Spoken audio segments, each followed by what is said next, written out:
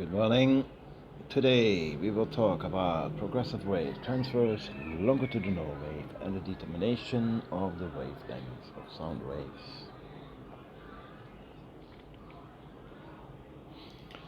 Waves, we have them in all forms, in light, in sound, in gamma rays, in mechanical waves, C waves, and there are different types of waves. We will understand some common sources of waves, understand the difference between longitudinal and transverse waves, and understand the properties which are all common to all waves. Two types of waves. We have mechanical waves. These require a medium. For example, sound needs air particles. Water waves needs water. Seismic waves coming from earthquakes go through solids, and they all require a medium for vibration. Then we have the electromagnetic waves. These are like vibrating electromagnetic fields that are able to travel through space without the need of a medium. And of course, light, radio waves, microwaves, and X-rays. Now, what are longitudinal waves? Longitudinal waves are wherein particles move along or vibrate along the direction of the wave propagation. So we see here, there's some compression and rarefaction, and it goes along with the direction of the propagation. Some clear examples are sound wave and primary seismic waves. Then we have the transverse waves, wherein the particles are moving perpendicular to the direction of the wave travel. Well, I say particles because also we have light that is a transverse wave, but the direction of the vibration is perpendicular to the direction of travel, which we call the propagation, and some examples are electromagnetic waves and secondary seismic waves. So, here we see clearly a difference on the top, longitudinal, and on the bottom, the transfer waves.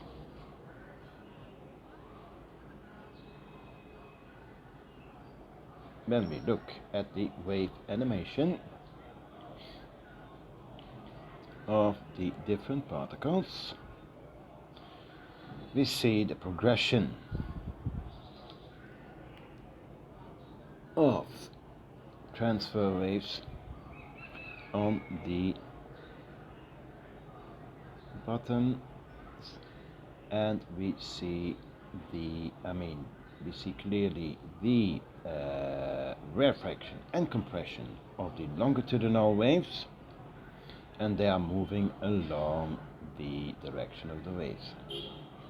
In transverse waves, we see that the particles are moving perpendicular to the direction of the movement.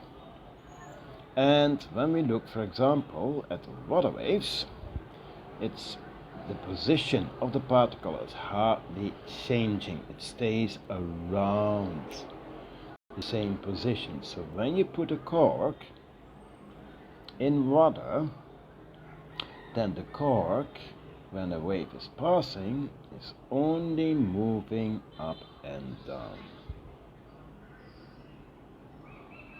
And this is more like a different type of wave, which we're not going to discuss. But water waves, transfer waves, and longitudinal waves.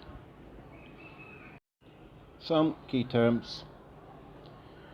The displacement of a vibrating particle is the distance and the direction from the equilibrium position. This is what we call the amplitude. The amplitude is the maximum displacement for transfer waves where it is the maximum height. Yeah. Then on the top we have the crest, and on the bottom we have the throw. How can we relate the amplitudes with energy?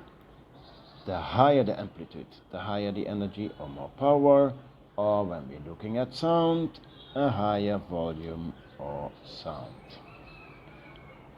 The wavelength lambda is the distance between two successive tops or crests of a wave. On the bottom we see a longer wavelength, and on the top we see a shorter wavelength. And don't forget that we call the top of a wave a crest and the bottom of a wave we call it throw. Then we have the frequency. Frequency is the number of vibrations per second, or the number of cycles. When we see on the top, we see there's more vibration over a period of time, which means a higher frequency. When we look at the bottom, there are less waves over a period of time, which has a lower frequency. The period t, time period, is measured in seconds, and that is the time taking for one wave to pass over a period of time. So, if we know the time period, we easily can calculate the frequency by 1 over f.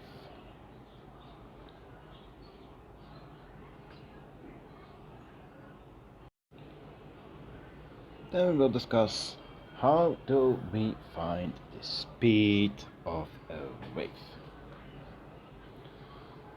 Well,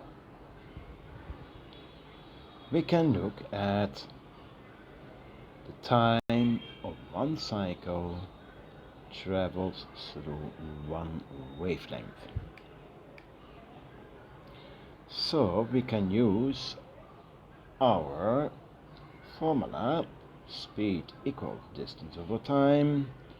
We know that the distance of one complete vibration is one wavelength, is lambda, and we know that the time period, or 1 over f, is the time for one cycle.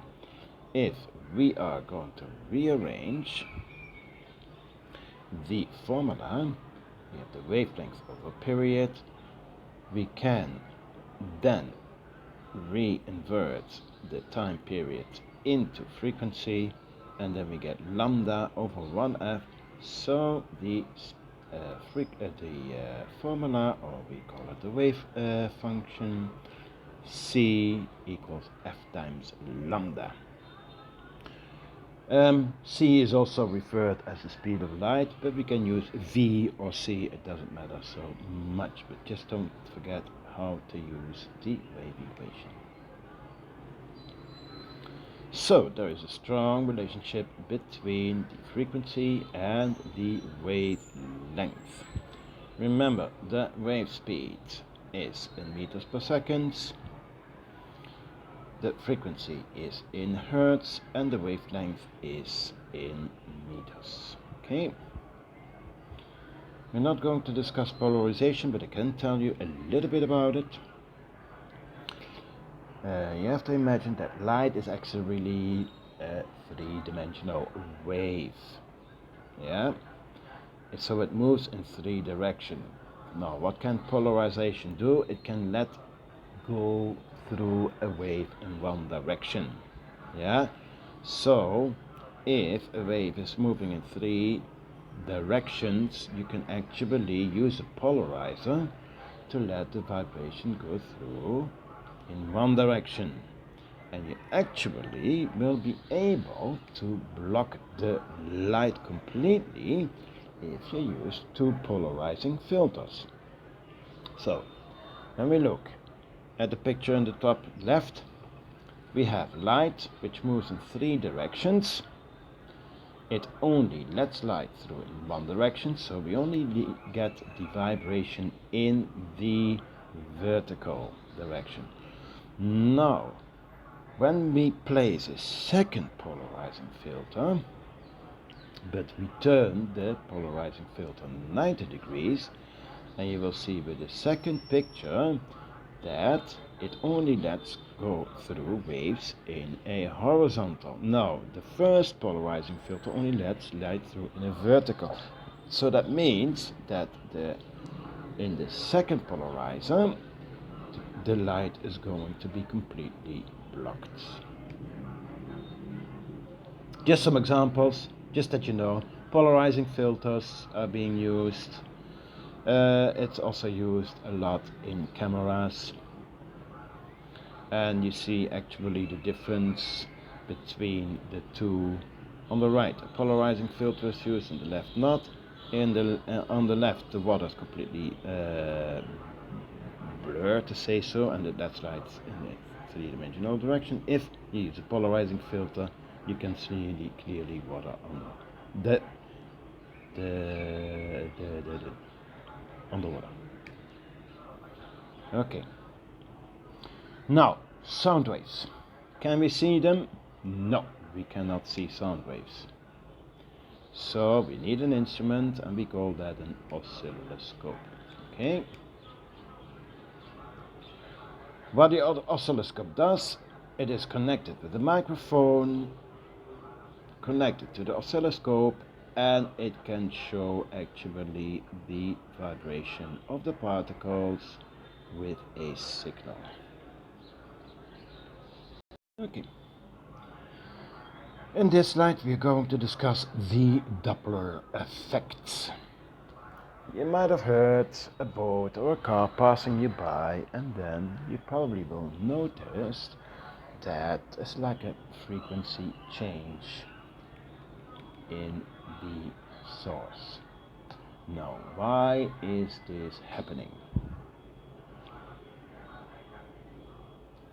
Now, when an object, or we say a source, is moving towards an observer, then the wavelengths are being compressed.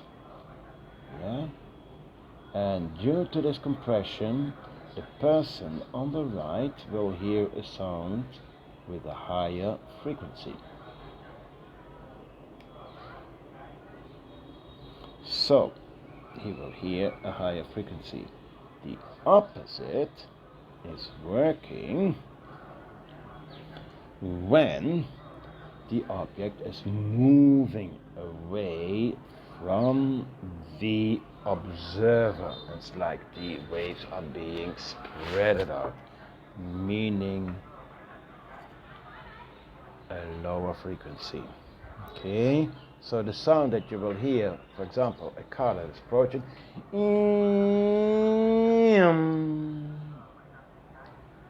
yeah, that is like the frequency increases towards you.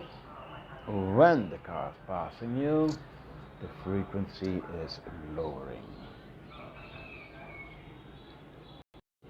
Okay, let's have a look at this applet.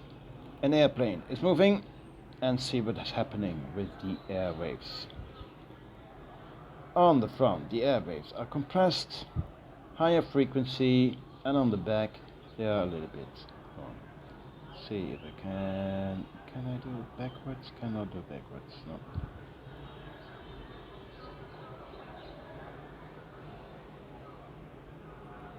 This is a special effect because it goes faster than the sound. Where we see the compression in front. Okay. The Doppler effect. When moving away again, lower frequency,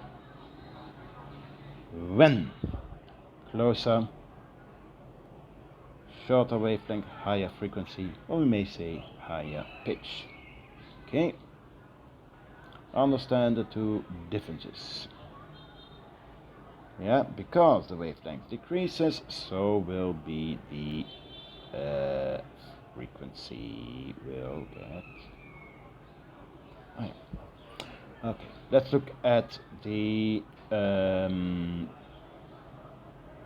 position when a truck is moving towards the observer. We write the formula as follows. F0 is the frequency the observer hears. Okay. Fs is the frequency of the source. Then V is the velocity of the sound. And Vs is the velocity of the source. So what we see here is that V minus Vs gets lower, therefore F0, the frequency of the observer, increases. Now, there's another way we can also look at when actually for a moving source.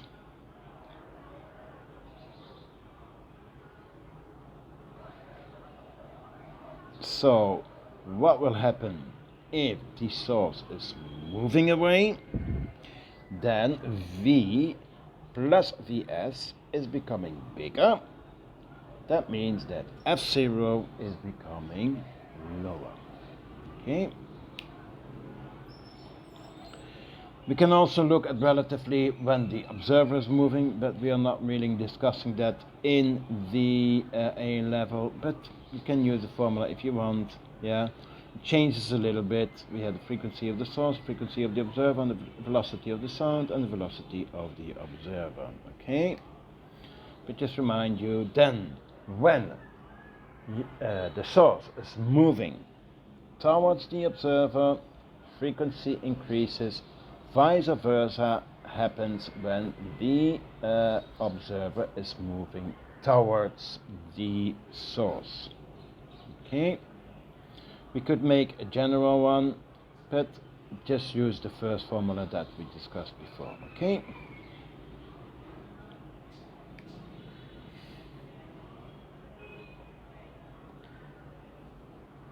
Let's skip this. If you want to use a general use for the Doppler effect. But remember, just use the first formula that we use. Now, some examples of the Doppler effect are sonic booms. This is actually when they are moving faster. The sound waves are like piling up until they reach the speed of sound and you get a sonic boom. Okay. Not going to show you. Important to know is how is that related with light? Well, we have two things. We have blue shifting and we have red shifting. Now, for example, if a star is moving towards Earth, so when it's moving towards Earth, that means the frequency increases. Okay. Yeah. Then the blue-violet end of the spectrum contains the shortest wavelength, and the incoming light from the stars appears to be bluer than it would be if the star were stationary. This is what we call the blue shift. Yeah, we have the shift in the higher frequency region, and we see the clear difference because it gets more blue. Okay. Then we have the red shifting, and this is very common, and this is actually also used to explain the expansion of our universe. So if the star is moving away from the Earth, the light gets more stretched and lengthened, and we get a decrease in the frequency. Don't look at the picture on the right, left. The red end of the spectrum contains the longest wavelength, and we have a light coming from the star that appears to be redder. Okay? And that means it's like the expected absorption lines get pushed towards the red end of the spectrum. Don't need to go deep into that, just you can mention it, what we mean by redshifting. Redshifting is when a star is moving away. Blue shifting is when a star is coming towards the Earth. Okay. Our next slide is about the electromagnetic spectrum.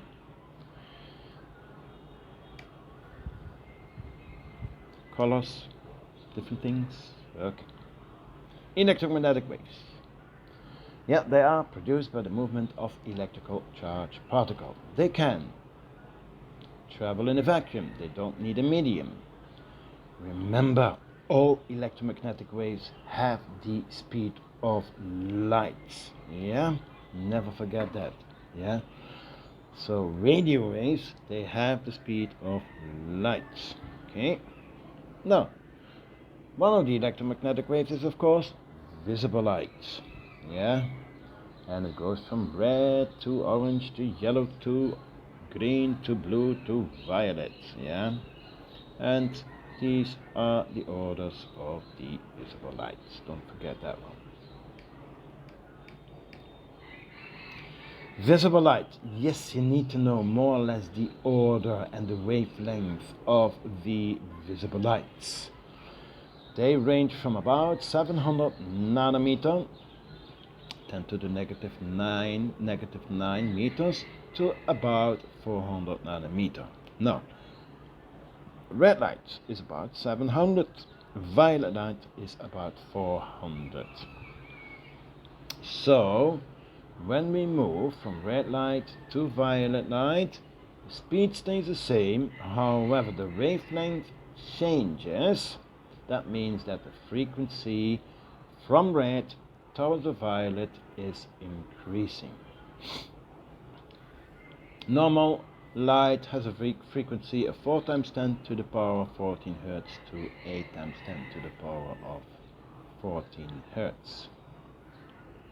Now, visible light is only just a small range of all our electromagnetic spectrum. When we look at the complete electromagnetic spectrum, we have the highest frequency waves on the left side with a short wavelength, starting from cosmic rays, then gamma rays, X-rays, ultraviolet, then small portion of visible light. Then we move on to infrared, microwaves, radar, radio and broadcast band. Okay?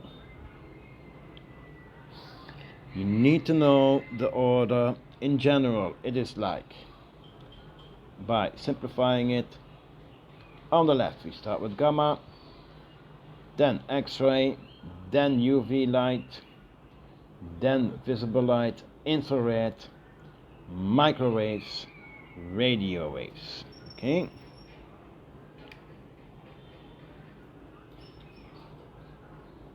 As mentioned already, we have discussed already the visible light. Let's discuss the infrared light. These are in between microwaves and visible light. Some of their uses are night vision goggles. It's used in remote control and heat-seeking missiles. Infrared is actually the heat of the light that is coming to the Earth. Infrared. And we have the ultraviolet, shorter wavelengths than the visible light. Some uses are black light, sterilizing medical equipment, water disinfection and security images on money. But for the ones that are doing chemistry, ultraviolet light is also being used to trigger some chemical reactions. We can define ultraviolet in UVA and UVB and UVC. UVA has the highest of the UV waves, and the UVB and the UVC lower than the UVA.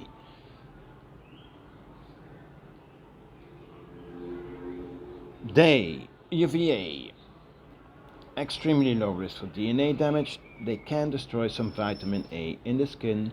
However, the UVB and the UVB can cause DNA damage, leading to skin cancer and responsible for sunburn. Then we have the radio waves. I skipped the microwaves, don't worry about it. The longest of the wavelengths. Some nuisance are TV, AM, FM broadcast radio. We use them as beacons, to warn ships if they come close to shore. They are used for heart rating monitors, used in cell phone communication.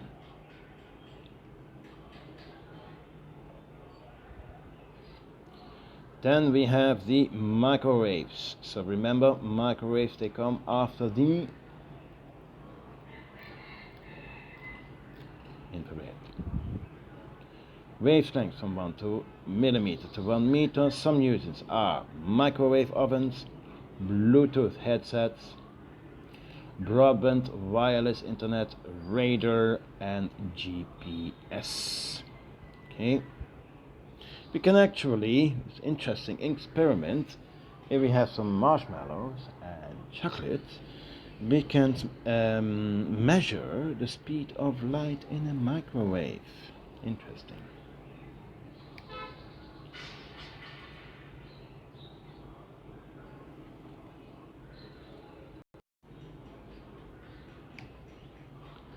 Then we move on to the other side of the electromagnetic spectrum.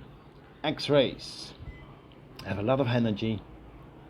Some uses are medical imaging, airport security, and inspecting industrial wells. Well, we need to know that X-rays can be dangerous if exposed for a longer time. And then we have our last, the gamma rays. We call them the smallest wavelengths, highest energy electromagnetic waves. We are using them for food irradiation, cancer treatment, treating wood flooring, detecting tumors in the brain, etc. So this is the end of the waves, and in my next video we will talk about the superposition of waves and interference, okay, standing waves, etc.